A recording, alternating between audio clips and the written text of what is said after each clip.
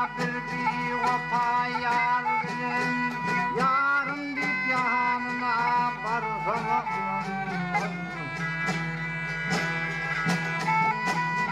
ey yüreğimden saldırı vakti var bileceğim vakoda düştüm ayansam ahirun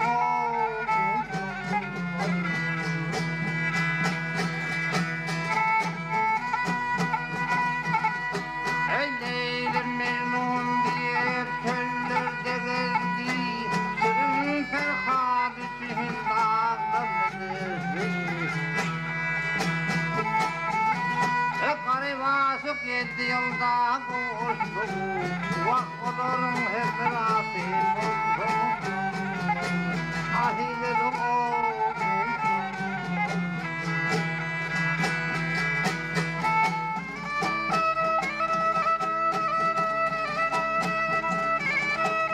Ahar gevang, hakurna işler etti, vamu kuvudurana,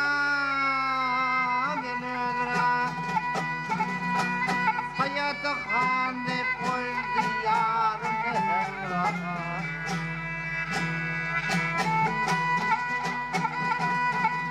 ey defterde yazılan Yusuf Eylül'ü kokun bak olurum hep rasip olsun ahine loğun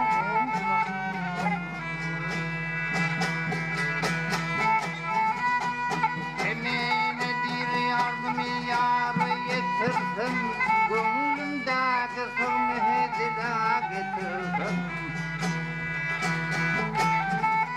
Vakimesem içmesem valla otursam, adıksam tutsam eğilsin ağlam, ahine loğum.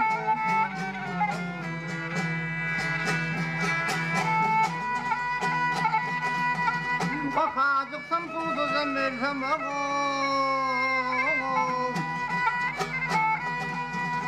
akınanmadan